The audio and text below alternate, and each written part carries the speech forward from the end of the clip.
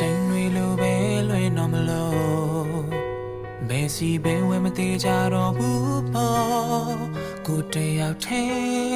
မင်းနဲ့ဝေးတဲ့ခါအားလုံးရဆဆွာတခါတလေတွေခါပုံမပူပြင်းသွားခဲ့သလိုပဲဖြစ်မရွာနေတဲ့မိုးပူပြီးတဲ့တော့မလို့ပဲချီနေတွေပုံဖြစ်တဲ့ဆိုးဝါလို့နေခင်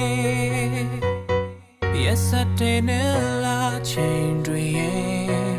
နှစားစားပူဝေးခွာချစ်ဆုံးနဲ့